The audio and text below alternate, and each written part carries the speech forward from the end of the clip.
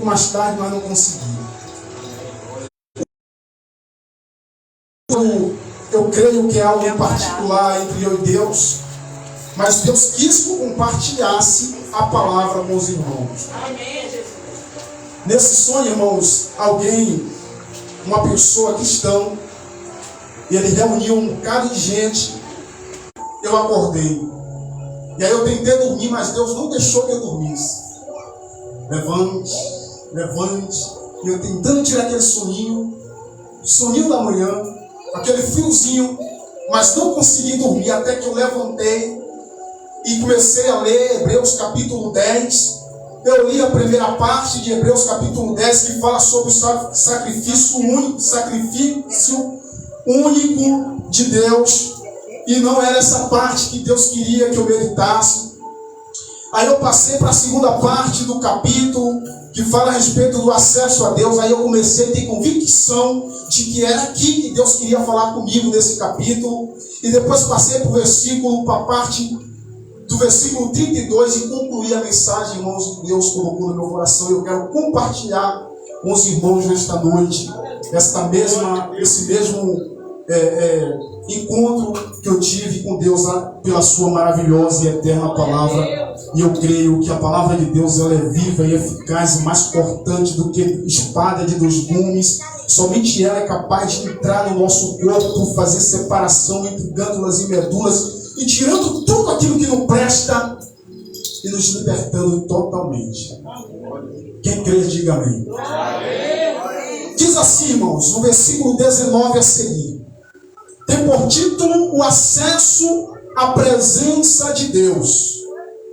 Portanto, meus irmãos, tendo ousadia para entrar no santuário pelo sangue de Jesus, pelo novo e vivo caminho que ele nos abriu por meio do véu, isto é, pela sua carne, e tendo um grande sacerdote sobre a casa de Deus, aproximemo-nos com um coração sincero, em plena certeza de fé, tendo o coração purificado de má consciência e o corpo lavado com a água pura. Guardemos firme a confissão da esperança, sem vacilar, pois quem fez a promessa é fiel. Cuidemos também de nos animar uns aos outros no amor e na própria prática de boas obras. Não deixemos, pode aceitar, irmãos, essa parte aqui eu vou deixar para ler depois. Essa parte aqui eu vou deixar para lermos e finalizarmos o texto. Eu gostaria que os irmãos interagissem comigo nesse texto. Como eu já disse, é um texto maravilhoso. E eu me sinto maravilhado por Deus me dar uma experiência de um sonho tão maravilhoso. Que somente eu vou sentir, somente eu senti, e somente eu sei como foi. Tem algumas partes que não me convém contar, porque eu creio que será um particular. Mas o conteúdo da mensagem eu resolvi e sei que Deus quer que eu compartilhe com os irmãos e amados queridos em Cristo Jesus. O início do texto aqui nós iniciamos lendo.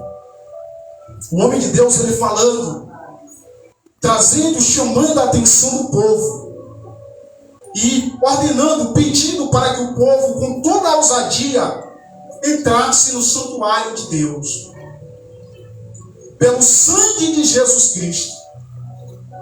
Aí ele continua dizendo, pelo novo e vivo caminho que ele nos abriu por meio do véu. Todos aqui lembram que quando Jesus morreu, irmãos, o véu do templo se rasgou de cima, rasgou no meio. Aquele véu era um véu a qual os sacerdotes, somente os sacerdotes tinham acesso.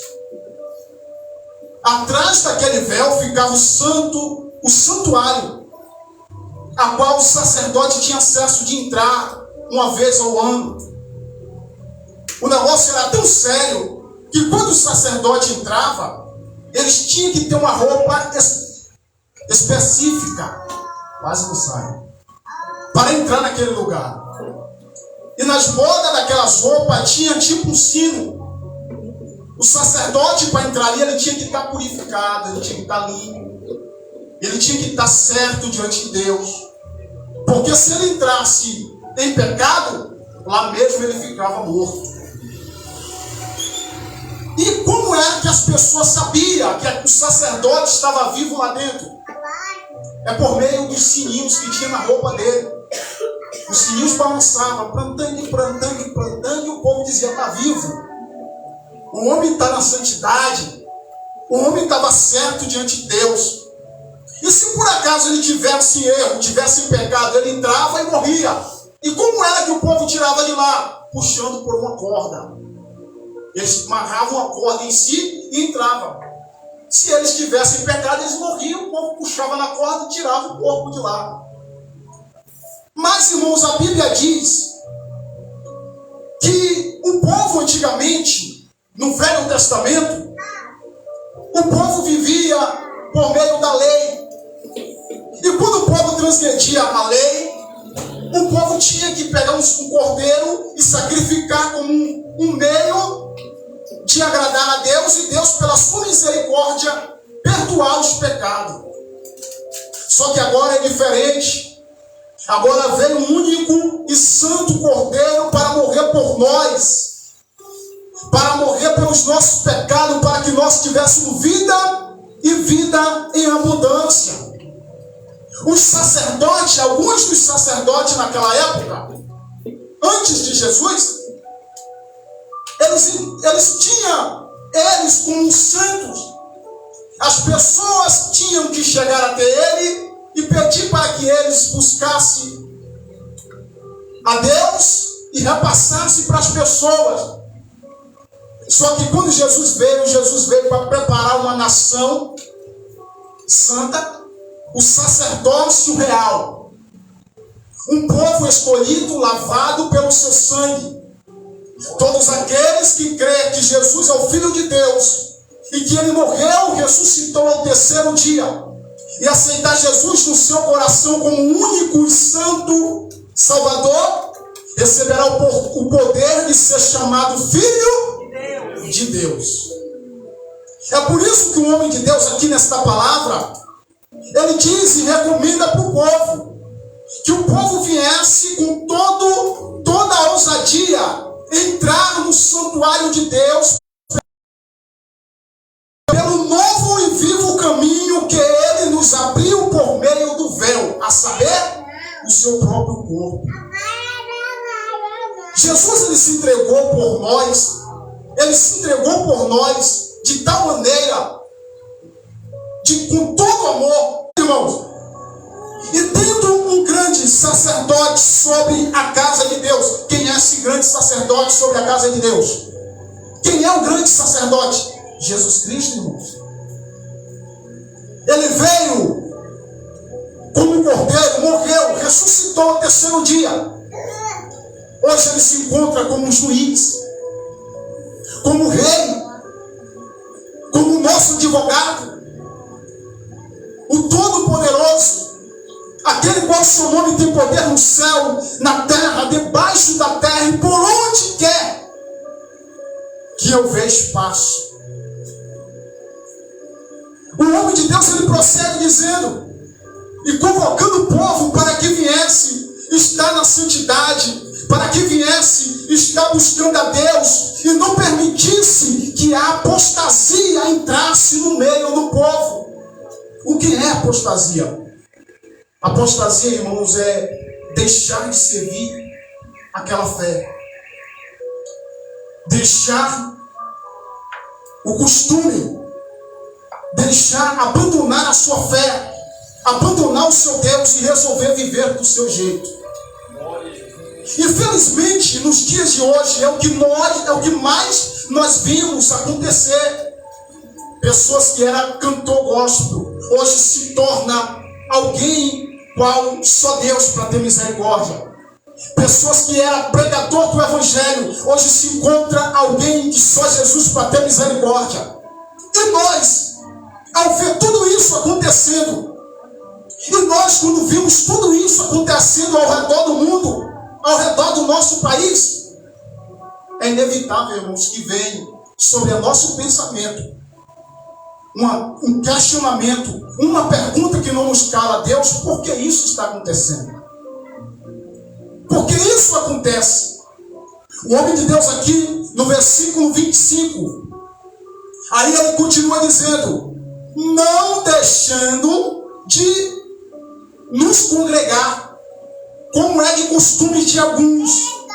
Pelo contrário, façamos a admoestação ainda mais agora que vocês sabem e veem que aproxima-se o grande dia. Ele recomenda dizendo, ele aconselha o povo a ter ousadia, a entrar no santuário de Deus, a acreditar, não deixar dúvidas de que Jesus, ele morreu, ressuscitou ao terceiro dia e nos deu essa liberdade de poder clamar o nome de Deus e tendo a certeza que Deus está ouvindo a nossa oração e o nosso clamor. Depois ele volta e diz: não deixando de congregar, como é de costumes de alguns. Aqui nós entramos o que eu acabei de falar sobre a apostasia. A apostasia cresceu no Brasil de tal maneira que existem muitas pessoas que você nem imaginava. Homens e mulheres que pregavam o evangelho, que evangelizavam na rua, homens e mulheres que davam testemunho de verdadeiros cristãos, hoje se encontra desviado da fé, se encontra afastado da fé. E você pergunta e questiona dizendo por quê? Alguns começam a julgar dizendo: ele está assim porque ele estava em busca de... ele estava na igreja pensando em dinheiro, e mudou a cabeça. Ele está assim por causa de mulheres e mudou a cabeça. Outros começam a dizer o porquê. Mas a Bíblia diz: aquele que está de pé olha para que não caia. Nós estamos aqui nesta noite. Hoje Deus te deu essa oportunidade de vir aqui. E não é motivo de nós olharmos para aqueles que estão lá fora, que abandonou o evangelho, que desviou, e criticar e apontar e dizer o porquê ele está lá, porque você não sabe. É motivo de nós glorificar a Deus e dizer: Deus tem misericórdia dele, e que ele volta a entender e enxergar que somente o Senhor é o caminho, a verdade e a vida. Aleluia! Paulo aqui ele aconselha dizendo: não deixando-vos de congregar. O que é congregar? É estar em grupo, adorando a Deus, é estar em grupo, exaltando a Deus, é estar em grupo, acreditando que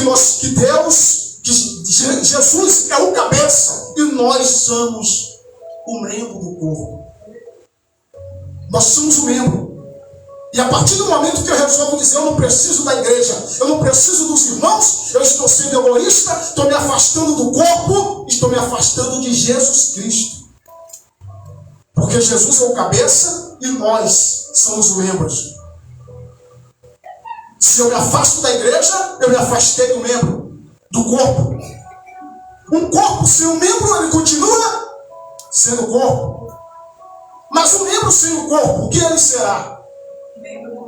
Um membro morto, o urubu vai carregar. Se eu perder um dedo da minha mão, eu continuo sendo corpo. Continua ou não continuo? Se eu perder uma perna, eu continuo sendo um corpo. Mas se a perna me perder,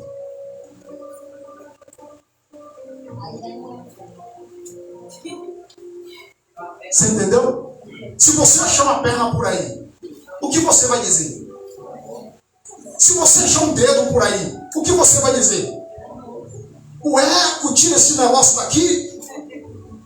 Mas se você achar um corpo sem uma perna, você vai dizer: é alguém deficiente, deixa eu te ajudar. Você me entendeu, irmãos? Paulo está dizendo o seguinte, o homem de Deus está dizendo o seguinte: não deixando-vos de congregar, como é de costumes de alguns. Alguns tomaram essa decisão dizendo: eu não preciso da igreja, eu não preciso congregar. Eu sei buscar a Deus dentro da minha casa. Eu sei buscar a Deus no meu secreto e não preciso de ninguém. Aonde eu estiver sozinho, eu posso buscar a Deus e Deus me ouve. Sim, depende da situação. Depende do momento. Mas a partir do momento que eu dizer eu não preciso da igreja, pode acreditar, não é eu que estou dizendo, é a palavra de Deus que está nos ensinando. Deus, Ele não vai estar com você.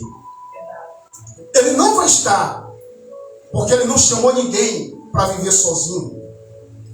Ele não chamou os membros para viver separado. Se fosse assim, eu não precisava, aonde eu fosse, eu carregar os membros do meu corpo. Se fosse assim, eu poderia dizer: eu vou trabalhar hoje, eu vou deixar minha cabeça. Eu vou trabalhar hoje, eu vou deixar o meu braço. Eu vou trabalhar hoje, eu vou deixar minhas orelhas. Eu vou trabalhar, eu vou deixar minhas pernas. Mas não consigo deixar, irmãos. Quem está entendendo? Glória a Deus. Aí o homem de Deus, ele continua dizendo, versículo 26, porque se continuarmos a pecar de propósito, depois de termos recebido o conhecimento da verdade, já não resta sacrifício pelos pecados. Olha que palavra forte. Foi aqui que Jesus me chamou mais atenção. Se nós pecarmos de propósito, se nós pecarmos conscientemente, já não resta mais sacrifício pelos nossos pecados. Pelo contrário, resta apenas uma terrível expectativa de juízo e fogo vingador, preste a consumir os adversários. Esses adversários aqui, quem é, irmãos? São todos aqueles que conhecem a verdade, mas vivem contra a verdade. Sabe por quê? Porque a Bíblia diz: aquele que se constitui amigo dos prazeres, ele se constitui inimigo de quem? De Deus. De Deus. A palavra está nos ensinando nesta noite o seguinte: se eu conheço a verdade e retrocedo de propósito, eu estou pecando conscientemente, fazendo aquilo que é errado com consciência. Já não restará sacrifício pelos meus pecados. Observe mais, a parte B aqui que é mais forte ainda. Pelo contrário, resta apenas uma terrível expectativa de juízo e fogo vingador, preste a consumir os adversários. Quem tiver rejeitado a lei de Moisés, morre sem misericórdia pelo depoimento de 2 ou 3 testemunhas. Observe, aqui ele dá uma entrada no Velho Testamento e depois ele volta para o Novo Testamento. Ele não está dizendo aqui que você tem que viver a lei de Moisés. Entenda, para que nós venhamos entender verdadeiramente a Bíblia. Ele dá uma simulação do Velho Testamento. Quem tiver rejeitado a lei de Moisés, morre sem misericórdia pelo depoimento de 2 ou 3 testemunhas. Imagine aqui, ele está dizendo o seguinte: imagine nós, as pessoas antigamente que não conheceram Jesus, que não alcançou Jesus, quando eles pecavam e transgrediam a lei de Moisés, eles morriam sem misericórdia, de frente de 2 ou 3 testemunhas. Mas, se nós, hoje, que conhecemos a Jesus Cristo, sabemos que Ele é o Filho de Deus e veio morrer por nós, e hoje nós viemos transgredir o que Jesus requer de nós, sabe o que acontece? Vamos ver o que é que acontece. Imagine quanto mais severo deve ser o castigo daquele que pisou o Filho de Deus, profanou o sangue de Jesus, ou seja, pisou o Filho de Deus por meio dos seus pecados, profanou o sangue de Jesus Cristo, desacreditando, trazendo mentiras sobre o sangue de Jesus e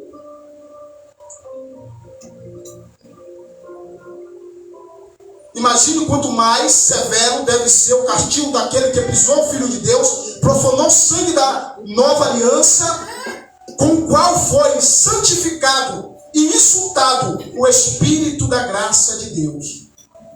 Aí vem o versículo 30 para nós finalizarmos. Pois conhecemos aquele que disse: a mim pertence o quê? A vingança. Eu retribuirei, e outra vez o Senhor julgará o seu povo. Horrível coisa é cair nas mãos de Deus, o Deus vivo. Irmãos, esta palavra parece um pouco assustadora.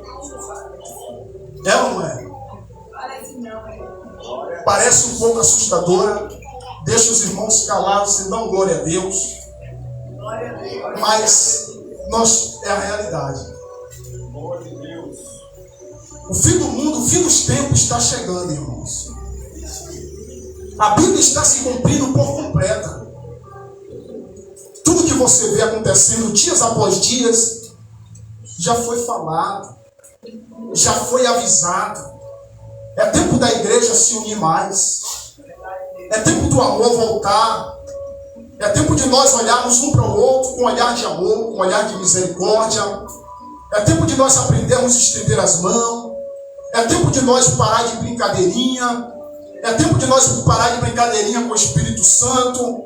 Parar de brincadeirinha com o nome de Jesus. Eu digo, volto a repetir, não vem com piadinha com o nome de Jesus para o meu lado não, que eu não aceito. Sabe por quê? Porque eu aprendi e a Bíblia me diz que o nome de Jesus há poder sobre o céu, sobre a terra, debaixo da terra, em qualquer canto. Então, muitas pessoas estão brincando com o Espírito Santo, estão fazendo piadinha com o Espírito Santo, estão fazendo piadinha com o nome de Jesus Cristo. Tem muita gente aí brincando, colocando o nome de Jesus Cristo em pessoas, colocando apelido em pessoas com o nome de Jesus, brincando, rebrincando e rebrincando, e não sabendo que o nosso Senhor e Salvador Jesus, Ele é santo verdadeiro, Ele veio como um cordeiro, mas em breve Ele voltará como um leão, para julgar a terra. É noite, é dia de nós buscarmos a Deus de todo o nosso coração, é dia de nós buscarmos a Deus com mais sinceridade, é dia de nós aprendermos que quando nós entrarmos na presença de Deus, é de entrar com santidade,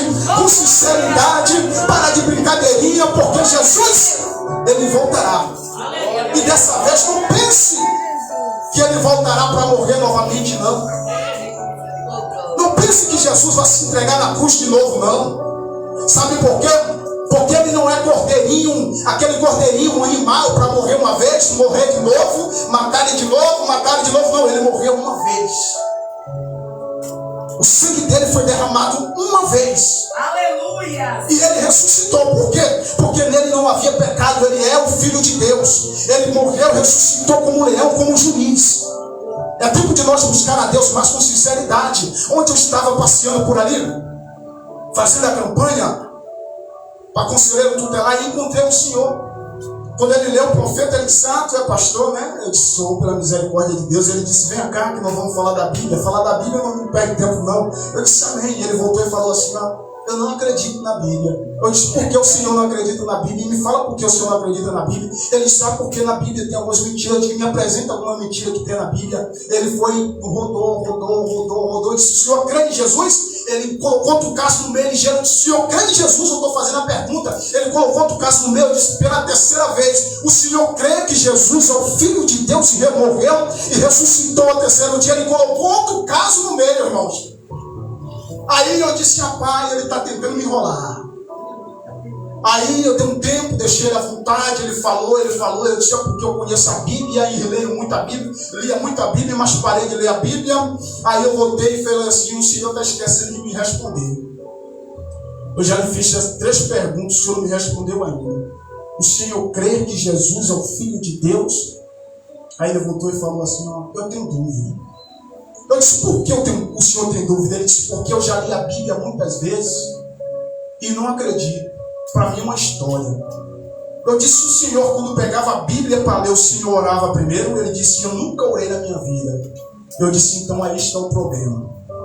O problema está aí. Sabe por quê? Porque o senhor pegava a Bíblia para ler por curiosidade. O senhor não pegava a Bíblia para ler por edificação. O Senhor não falava com o dono da palavra. O Senhor não pedia a palavra do dono da palavra. O Senhor queria porque queria conhecer Ele na Tora. Mas um convite eu te faço. Ora a Deus e pegue discernimento a Ele. Para que o Senhor, a partir de hoje, o Senhor não venha entender que Deus é Deus. Aí ele falou, mas eu lia muita Bíblia, eu não entendo, não conseguia entender. Eu não entendo esse negócio de Deus colocou Davi como o segundo coração dele. Davi fez tanta besteira. Como é que um Deus coloca um homem que fez tanta besteira como o segundo coração de Deus? É por isso que eu não acredito. Eu disse, isso não é besteira. Isso foi a misericórdia de Deus. Deus teve misericórdia de Davi. Sabe por quê? Mas o Senhor leu também na Bíblia que Davi rasgou seu coração, se humilhou diante de Deus, dizendo ele, abrindo a boca e dizendo, Deus, eu não mereço viver pelas besteiras que eu fiz. Foi por isso que Deus perdoou Davi, não porque Davi merecia. E outra coisa, Deus perdoou nós, enviando seu Filho amado Jesus Cristo para morrer na cruz do Calvário pela nossa vida. Eu não consigo ainda entender Deus. Eu disse, aí está o mistério. Aí eu entrei para ele e disse, lê o Salmo 139. Deus, ele é onisciente, onipotente, onipresente. Um homem que tentar entender Deus, ele vai morrer tentando. Um homem que tentar entender Deus, ele vai morrer tentando. Falei mais para ele. Eu disse, eu não queria um Deus que eu conhecesse, entender tudo, ele por completo. Eu não queria, não ia respeitar ele como meu Deus, se eu pudesse entrar no secreto do secreto dele e explicar tudo brincando assim. Eu não queria. Eu ia ter ele como um governador, como um presidente. É por isso que eu respeito ele e sei que ele é o Deus dos deuses, Senhor dos senhores. Sabe por quê? Porque até hoje homem nenhum conseguiu explicar ele. Oh, glória! Ele nunca vai conseguir. Verdade. Aí quando eu falei assim, irmãos, ele parou, baixou a cabeça assim.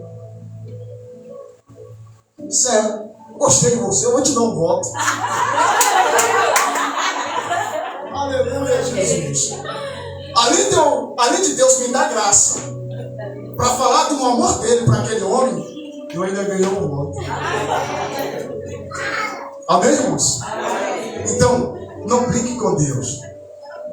Todos aqueles que brincam com Deus, morreram. E muitas das vezes a gente brinca. E por que a gente não morreu ainda? Porque a graça e a misericórdia dele está nos poupando. Mas chegar um dia que a misericórdia dele pode ser retirada de algumas vidas. E aí, o que será? Não queira, último versículo 30, não queira cair na mão do Deus dele. Porque se você cair na mão do homem, Deus te tira. Caiu na mão do diabo, Deus te tira. Cair na mão dos demônios, Deus te tira. E se cair na mão de Deus? Quem é o bom que estende a mão e tira? Ah, mas Davi pediu a Deus que viesse cair na mão dele e não na mão dos inimigos. Entenda como Davi pediu. Davi pediu já com esperteza, sabendo que Deus é misericordioso, dizendo, Deus, eu prefiro cair nas tuas mãos, porque o Senhor vai ter misericórdia de mim. Se eu cair na mão dos homens, eu vou ser envergonhado. Davi não pediu para cair na mão de Deus, achando que Deus não ia ser justiça. Ele pediu para cair na mão de Deus pela misericórdia de Deus. Então, irmãos, não vamos mais brincar com o nome de Deus não, tá bom? Amém. E se alguém chegar na tua casa ou na sua vida brincando com o nome de Deus, você diz, ó, o meu Deus é santo, rapaz. O meu Deus não é Baal não, rapaz. Cuidado. Amém? Vamos agradecer a Deus por tudo que Ele tem feito, por tudo que Ele é, pela sua grandeza, pela sua misericórdia. Aleluia. A abençoada que veio nos visitar hoje, ela é sobrinha da irmã Eunice, irmãos. Quem sentiu saudade da irmã Eunice? Ali atrás era o cantinho dela, viu? Aquela cadeira lá atrás. É ali que ela sentava e ficava ligada na palavra o tempo todo. E se eu saísse da igreja sem pegar na mão dela, ela ficava com os olhinhos assim, não me olhando. Mas vamos levar essa saudade eternamente, amém, irmãos? Mais breve, eu tenho esperança de que todos nós iremos adorar a Deus lá para a eternidade. Senhor, nosso Deus e nosso Pai, graças te damos pelo teu amor, pela tua misericórdia, por tudo que o Senhor é. Obrigado, Deus, porque até aqui o Senhor tem nos ajudado. O Senhor tem nos protegido e nos guardado.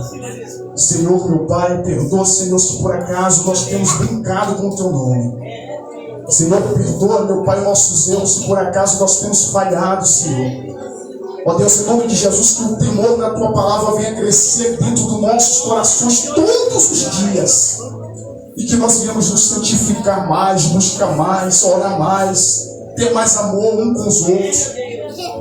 E que a esperança de um dia encontrar com o Senhor, meu Pai, nunca venha se acabar em nós, mas que todos os dias, meu Pai, venha ser vivificada. Ó Deus, nós te agradecemos, toma a vida de cada um que vier aqui esta noite, guarda, protege, leva debaixo da tua potente mão até os seus lares, dá uma noite de paz, uma semana de vitória, meu Senhor, que possamos, meu Pai, em nome de Jesus, ter livramentos, meu Pai, através do Senhor. Muito obrigado, é o que nós te pedimos e te agradecemos. Ó Deus, abençoa todos aqueles que nos assistiram pela live, visita cada um, toma em tuas mãos, guarda, protege, dá livramento, para que teu nome venha a ser mais e mais glorificado. É o que nós te pedimos, em nome do Pai, do Filho e do Espírito Santo de Deus. E aquele que crer, diga amém. Amém. Digam graças a Deus. Amém. Tem algum aviso, Alice? Amanhã tem ciclo de oração, irmãos. Venha orar pela sua família, pela sua casa, pela sua cidade, pelo país, pelo mundo. Amém? Que o grande amor de Deus Pai, assim seja, e que a graça do nosso Senhor e Salvador Jesus Cristo, a comunhão do Espírito Santo possa estar contigo hoje e sempre. Você diz? Amém. Deus abençoe a todos. Cumprimente seu irmão com a paz do Senhor. Deseja a ele uma boa semana de paz, de vitória e de prosperidade, em nome de Jesus. Aleluia.